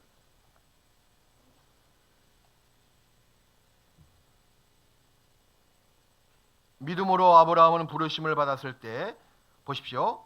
믿음으로 아브라함은 그 다음에 순종하여 장래의 기업으로 받을 땅에 나갈새 갈 바를 알지 못하지만 나갔으며, 갈 바를 알지 못하고 그걸 끝나버리면 아무 소용없는 거예요. 나갔으며 그 믿음을 증거한 겁니다. 행함으로 자기 믿음, 하나님 말씀을 믿는 믿음을 보여주었죠. 그래서 온전한 믿음의 자세는 세 가지. 첫 번째, 과거를 잘 기억했을 때. 두 번째, 하나님 중심의 긍정적인 시각. 세 번째, 순종하는 마음. 그리고 그 믿음은 반드시 역사합니다. 데살로니가전서 1장 3절에 너희 사랑의 수고와 소망의 인내와 그 다음에 그 전에 믿음의 뭐요? 역사거든요. 믿음은 반드시 효력을 발생합니다. 믿음은 반드시 역사합니다. 믿음으로 나갔을 때 나에게 어떻게 역사하십니까? 첫 번째는 평강으로 역사해 주신다는 거예요. 평강의 평강으로 인도하십니다. 빌립보서 4장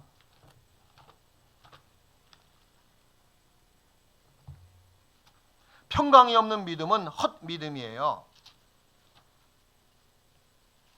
빌립보서 4장을 보시겠습니다.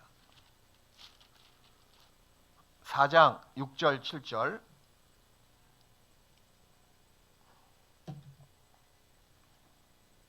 아무것도 염려하지 말고 오직 모든 일에 기도와 간구로 너희 구할 것을 감사함으로 하나님께 아뢰라. 7절 말씀 같이 읽읍시다. 그리하면 모든 지각에 뛰어난 하나님의 평강이 그리스도 예수 안에서 너희 마음과 생각을 평강으로 지켜주신다는 겁니다. 그래서 신앙생활에 일희, 일비 때문에 흔들려서는 안 됩니다. 눈에 보이는 것 때문에 즐거워하고 또 금방 눈에 보이는 것 때문에 슬퍼하고 그게 믿음이 없는 모습을 스스로 증거하는 거예요. 자기 생각대로 길을 만들어 놓고 구하지 마십시오. 그럼 미신의 모습과 똑같은 거예요. A, B를 딱 자기가 설정해 놓고 어떤 길이 주님의 뜻입니까? 기도하잖아요. 하나님이 딱 위에서 보시고 야 A도 아니고 B도 아니야. 하나님께 맡기라는 겁니다. 제3의 길은 하나님 손에서 나오거든요. 전도서 7장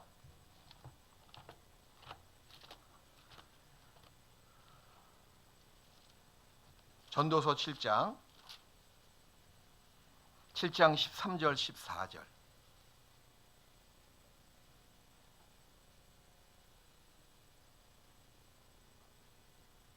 하나님의 행하시는 일을 보라. 하나님이 굳게 하신 것을 누가 능히 굳게 하겠느냐.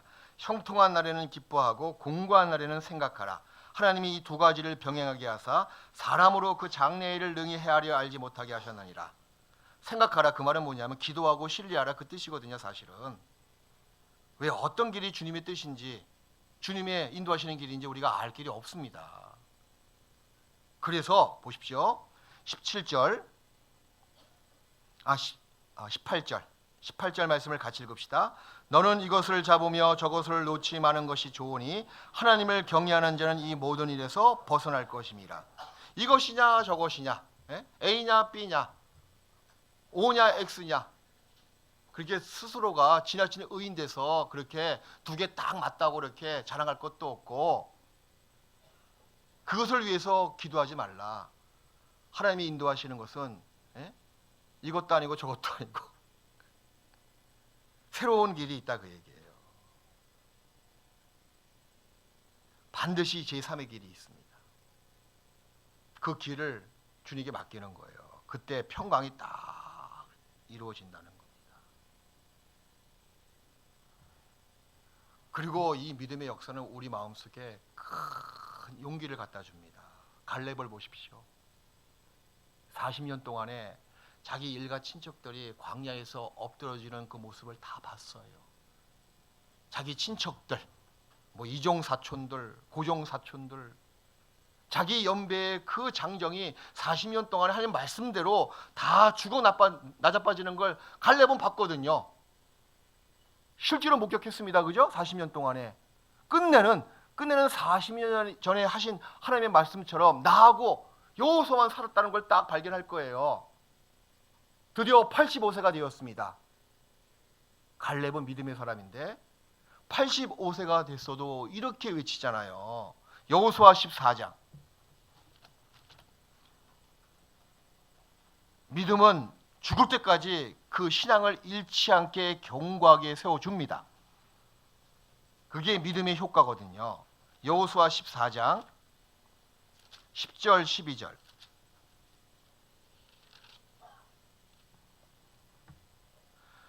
(40년) 광야 생활을 마치고 가나안 땅 족속을 다 정복하고 땅을 분배하는 과정에 갈렙이 이렇게 여호수아에게 외칩니다. 10절에 이제 보소서, 여호와께서 이 말씀을 모세에게 이르신 때로부터 이스라엘이 광야에 행한 이 45년 동안을 여호와께서 말씀하신 대로 나를 생존케 하셨나이다. 나는 갈렙을 이야기하고 있는 거예요. 오늘날 내가 85세로 돼. 몇 살이라고요? 야, 노인 중에 노인 아닙니까? 85세로 돼. 모세가 나를 보내던 날과 같이 오늘날 오히려 강건하니 나의 힘이 그때나 이제나 일반이라 싸움에나 출입에 감당할 수 있사온즉. 12절 말씀 같이 읽읍시다. 그날에 여호와께서 말씀하신 이 산지를 내게 주소서. 됐습니다. 이거 얼마나 패기 있는 모습이에요. 늘 비전을 품고 있는 청년 모습과 똑같잖아요. 마치 20세 청년이 외친 말과 똑같지 않습니까? 이 산지를 내게 주소서. 이렇게 외친 갈렙의 나이가 무려 85세예요. 어떻게 이런 믿음을 견지할 수가 있었겠냐 그 얘기예요. 예? 전날에 많은 걸 봤거든요. 그 믿음이 바로 지금의 이 나이를 먹었지만 마치 청년처럼 용기 백배한 비전을 품은 믿음을 가질 수가 있었던 겁니다. 85세의 나이에도 불구하고 헤브론 성읍의 탈환에 앞장설 정도로 진취적인 신앙을 갖고 있었던 갈렙입니다. 그리고 또 믿음의 역사, 믿음의 마지막 효과는 뭐냐 하면 역사는 바꾸는 거잖아요. 개혁입니다. 변화를 나에게 준다는 거예요. 변화 없는 믿음은 있을 수가 없습니다. 여러분 한 가지 여쭤보겠습니다. 신앙과 곧 믿음과 신앙과 미신의 차이점이 뭔지 아세요? 신앙과 미신의 차이점, 여러 가지 차이점이 있는데 잘 들어보세요.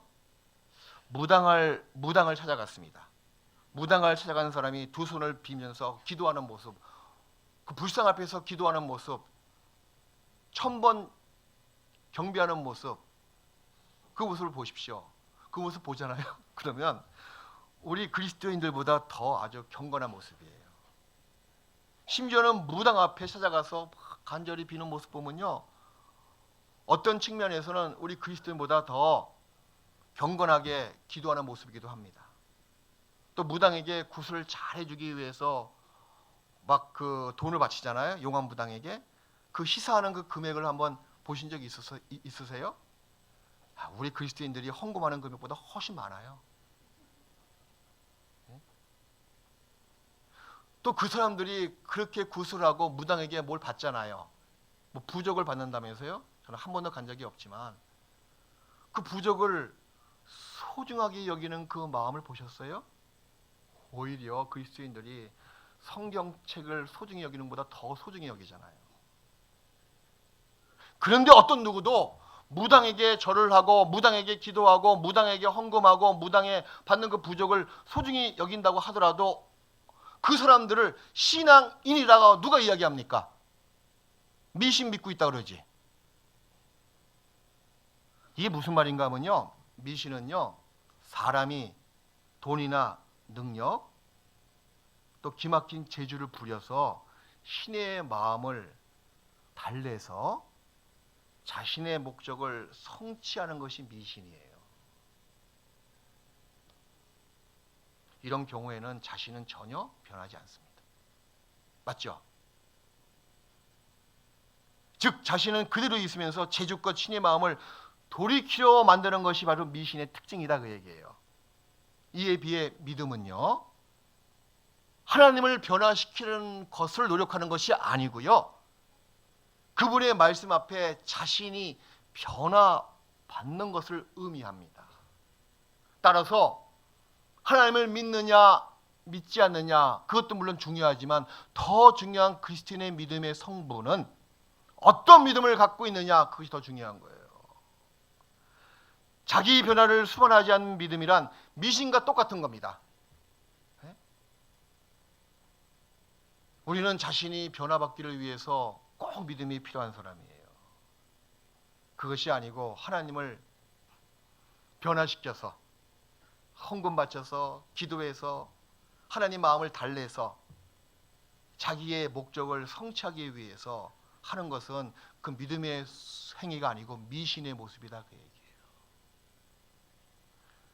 내가 갖고 있는 믿음이 정말 미신일까요? 진짜 신앙일까요? 한번 여러분들은 성찰해 봐야 돼요. 살펴봐야 돼요. 얼마큼 변화받으셨습니까? 얼마큼 겸손해지셨습니까? 얼마큼 못돼 먹은 자기의 성격을 버리셨습니까? 얼마큼 변화받으셨냐, 그 얘기예요.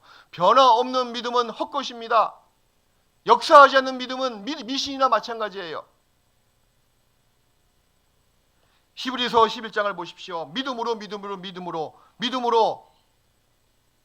노아는 경외함으로 순종해서 구원을 받았잖아요. 믿음으로 아벨은 희생제물을 드렸잖아요. 또 믿음으로 아브라함은 이삭을 내어드렸고 또 부활로서 다시 받을 것을 알았잖아요. 믿음으로 참았습니다. 믿음으로 이기기도 하고 믿음으로 강해지기도 하고 믿음으로 어떤 어린 부녀들은 죽음이 있더라도 맹수의 밥이 되더라도 부활될 것을 믿었잖아요. 믿음으로 승리했다, 그 얘기예요. 히브리서 11장을 자세히 읽어보면 믿음으로 하고요, 중간 과정을 빼더라 믿음으로 어떻게 됐는지 쭉 나와 있습니다. 그것이 우리의 믿음의 생활과 직접적으로 연결되어 있는 거예요. 우리도 마찬가지입니다. 믿음으로 헌신할 수가 있습니다. 드릴 수가 있죠? 아브라함이 믿음으로 자기 독자 이삭을 바친 것처럼, 아벨이 믿음으로 희생제물을 바친 것처럼, 또 그로 말미암아 믿음으로 또 독자 이삭을 죽은 자 가운데서 받은 것처럼 그렇게 받았잖아요. 믿음으로 우리가 승리도 하고 믿음으로 우리가 드리기도 하고 믿음으로 우리가 받기도 하는 사람들이에요. 그런 믿음의 여러분들은 굳게 서십시오. 깨어 믿음에 굳게 서서 남자답게 강건하여라. 날마다 우리는 믿음의 손잡이를 비틀고 들어가느냐 아니면 불신의 손잡이를 비틀고 들어가느냐, 날마다 그런 문이 우리 앞에 있는 겁니다. 믿음의 사람으로 나아가셔야 돼요. 대저 하나님께서 난 자마다 세상을 이기느니라. 대저 하나님께로부터 거듭난 사람이 세상을 이기는 그리스도인들입니다. 세상을 이김은 이것이니 우리의 믿음이니라. 그래서 믿음으로 사십시오. 믿음으로 행하십시오. 믿음으로 세상을 다 타파할 수가 있습니다. 그리고 이제 잠깐 우리 몽골 선교 보고를 잠깐 드리겠습니다. 이번에 이제 갔다 왔는데 이제 다시는 갈 기회가 없었으면 좋겠어요, 저는. 자꾸 슬퍼지고 그래서 안 되겠어요. 해외에 많은 선교지가 있지만 한국 선교사가 파송된 선교지 중에서 가장 많이 구원을 받고 또 가장 많은 성도가 하나님을 섬기고 있고 또 전도가 되고 있습니다. 그래서 몽골에 올해 학예 수행회가 이제 이번 주에 시작했어요. 벌써 했는데 한 7천 명이 모일 거라고 얘기하더라고요. 작년에 6,300명이 모였대요. 근데 한 가지 아쉬운 것이 뭐냐면 올해도 마찬가지인 것 같아요. 이렇게 집회를 하잖아요. 수양관이 1,200명이 수영할 수 있는데 제가 몇 년 전에 학예 수양에 강사로 가서 집회를 하고 왔거든요. 물론 강사는 좋아. 불신자가 많이 오니까. 거의 물반 고기반이야. 1,200명 앉아있으면 600명이 불신자들이야. 근데 문제는 뭐냐면 남아있는 사람이 그만큼 없어요 또. 왜냐하면 이게 연결이 안 되는 거야. 그러니까 강사가 집회할 때 보면은 분위기가 안 잡히더라고 잘. 왜냐 아군보다 적군이 많이 있잖아요. 그러니까 아군이 3명 있고 그리스도인이 3명 있고 불신자가 1명 있는 게 최적의 비율이거든요. 뭐 4명 1명. 근데 우리 한국 교회는 거의 10명 중에 1명 있을까 말까. 근데 몽골은 너무 많아 또 반반이야. 그러니까 이게 뭐 거기서는 구원받다고 이야기하는데 그 다음에 이게 관리가 안 되는 거예요. 그게 아주 맹점이거든요. 이제 그건 나중에 이제 시간 지나면 해결될 거라 봅니다. 그래서 이번에 7천 명이 거의 모일 것 같다고 이야기하고, 그리고 역시나 몽골도 시간이 흐르면 흐를수록 더 전도하기가 어려워져요. 그리고 중국이 지금 굉장히 힘들거든요. 전도하기가. 한국 사람 우리 교회 근처에 얼씬도 하지 말라고 이렇게 언명도 떨어졌습니다. 심지어는 관광 가서 우리 구원받은 사람이 관광 가면 또 우리 교회 가고 싶잖아요. 관광 가서도 교회 근처 얼씬하지 말라고. 큰 벌을 받을 수가 있다고 그렇게 얘기하더라고. 근데 몽골도 그런 분위기가 약간 들어온 것 같아요. 그래서 너무 힘들게 합니다, 몽골 정부가. 네, 그럼에도 불구하고 많은 분들이 구원받고, 그리고 우리 식구들이 같이 참여해서 뭐 일주일밖에 없었지만 날마다 거의 감동받아서 울다시피 했어요. 그리고 몽골은 좋은 게 뭐냐면 말만 약간 틀리지 이 이질감이 없습니다. 똑같은 한국 사람 같고 똑같이 우리가 몽골 사람 같아. 한 하루 이틀 지나니까 우리 중랑 선교팀이 다 몽골 사람처럼 바뀌더라고요. 약간씩 타면서 이렇게 이질감이 없는 거예요. 그래서 이제 선교사가 거주하는 지대도 이렇게 몽골 식구들과 같이 사는 아파트에 같이 살고 있고, 이게 하나가 되는 겁니다. 그게 큰 장점이고, 또 한 가지는 몽골 교회만 있는 특혜가 있어요. 말이 통해. 무슨 말이냐?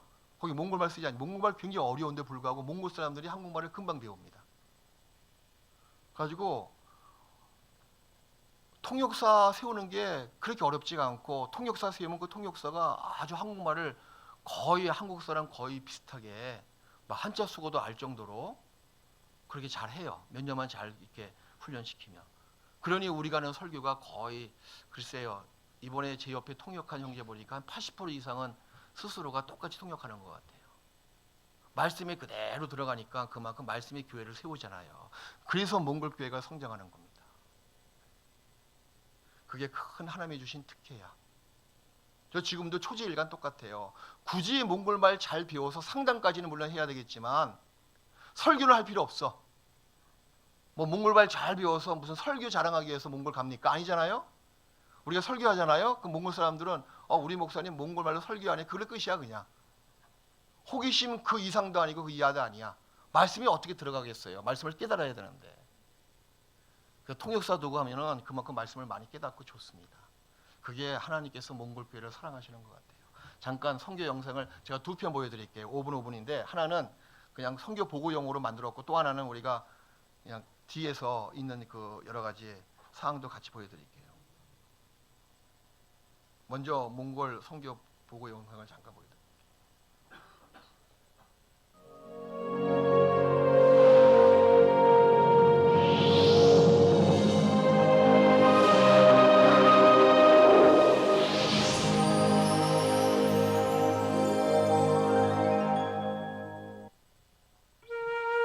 (2019년 6월 9일) 김호찬 목사님과 선교팀 형제 자매님들께서 몽골 전도인 수련회 일정으로 출국을 하셨습니다. 평소와는 다른 모양의 선교 일정이라서 많은 기도와 기대 속에 비행기에 오르셨는데요. 몽골에 도착하니 많은 형제자매님들께서 환영해 주심에 기쁜 마음으로 선교 일정을 시작하였습니다.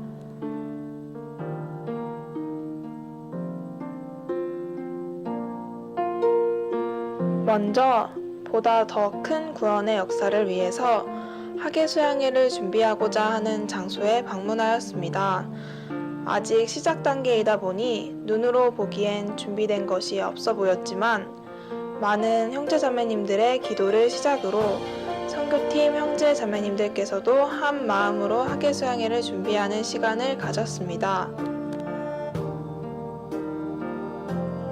이후 저녁에는 김호찬 목사님께서 몽골에 계신 전도인분들과 선교사님들에게 선교사의 소명과 사명, 그리고 사랑의 실천 방법에 대한 주제로 힘과 교훈이 되는 말씀을 전해주셨는데요. 말씀을 듣는 가운데 선교사로서 또는 전도자로서의 마음을 가다듬고 더 복음을 위해 살고자 하는 다짐의 시간이 되었습니다.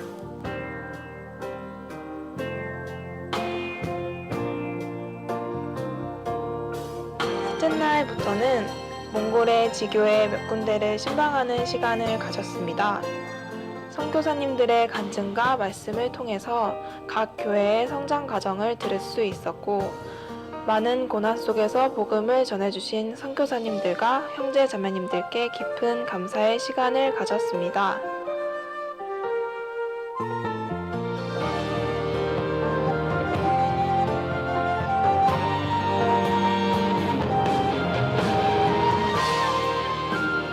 또한 또한 각 교회가 속해 있는 지역뿐만 아니라 다른 지역에도 복음을 전한다는 소식을 들었는데요. 이를 위해서 몽골 많은 지역에 활발하게 복음이 전해질 수 있도록 형제 자매님들께 간절히 기도 부탁드리겠습니다.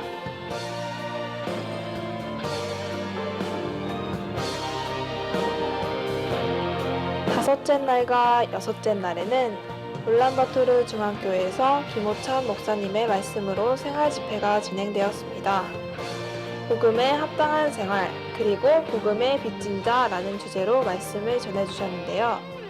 말씀을 듣는 가운데 우리에게 주어진 복음의 소중함과 그리스도인으로서의 합당한 신앙생활에 대해서 깊이 묵상하는 시간을 가졌고, 또 복음의 빚진 자로서 어떠한 마음가짐으로 이 복음을 전해야 할지 다짐하는 시간도 되었습니다. 그리고 선교 마지막 날, 전 세계 모든 교회와 다를 것 없이 주일 말씀을 듣고 마지막 교회 신방인 울란바토르 동북교회를 방문하고 선교 일정을 마무리하였습니다.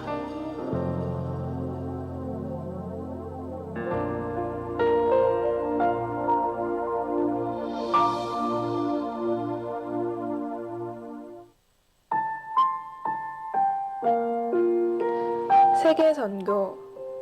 예수님께서 제자들과 전도하셨던 것처럼 주님께선 그리스도인들을 통해서 복음의 역사를 이루신다는 것을 우리는 알고 있었습니다. 이번 선교 일정을 통해서 너희는 온 천하에 다니며 만민에게 복음을 전파하라는 주님의 명령에 순종하시는 선교사님들과 형제 자매님들의 모습을 볼 수 있었습니다. 복음을 전하기 위해서 희생하시는 많은 분들이 있다는 것을 기억하며 우리 서울중랑교회 형제 자매님들께서도 더욱더 복음을 위해서 살고 더 나아가서는 세계 선교의 비전을 가질 수 있기를 간절히 소망합니다.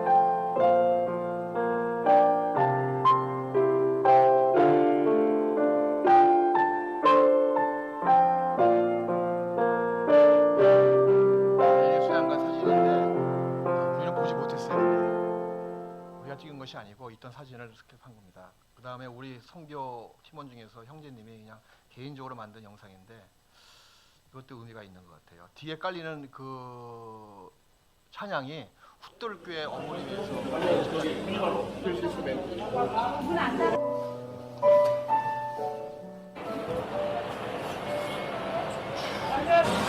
네.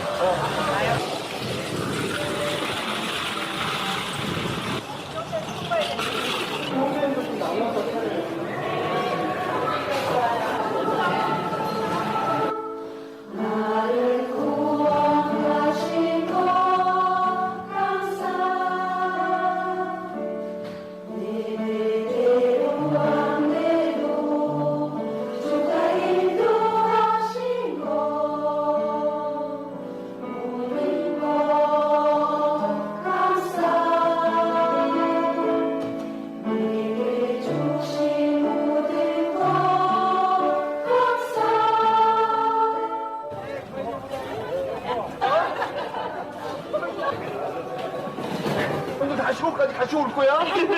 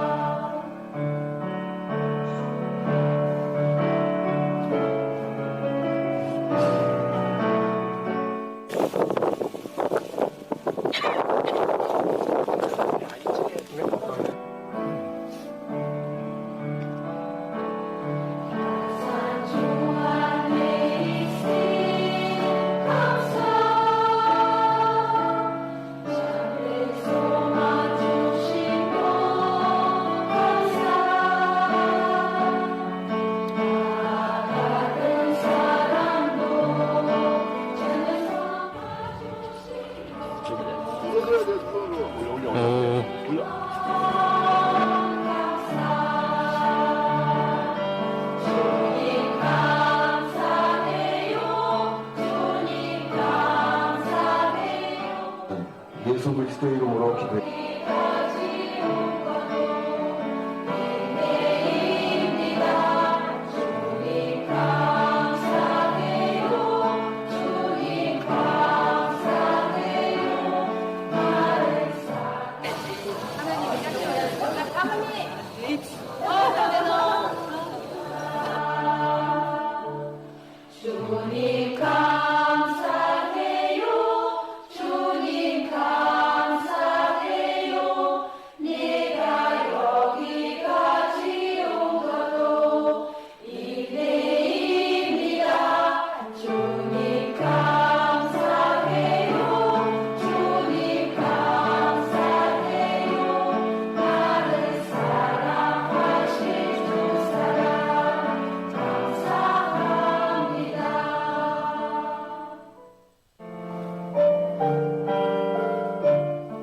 성장하기에 앞서 가장 중요한 것은 회개입니다. 무슨 띠 뭐라 여기 나와서 이렇게 쓴 줄.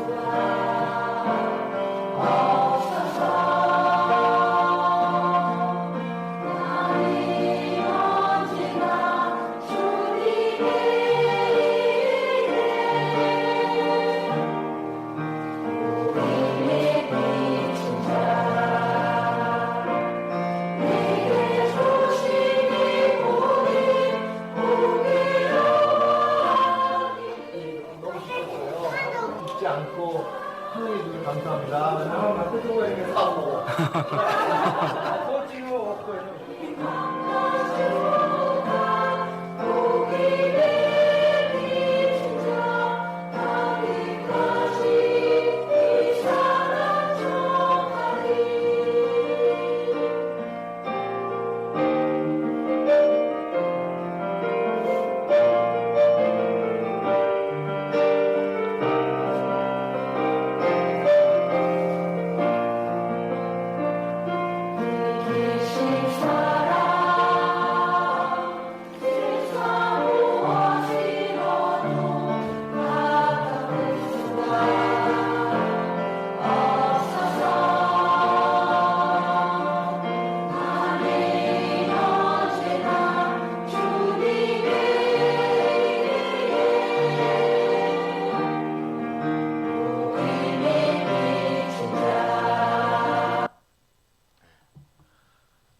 같이 기도하시겠습니다.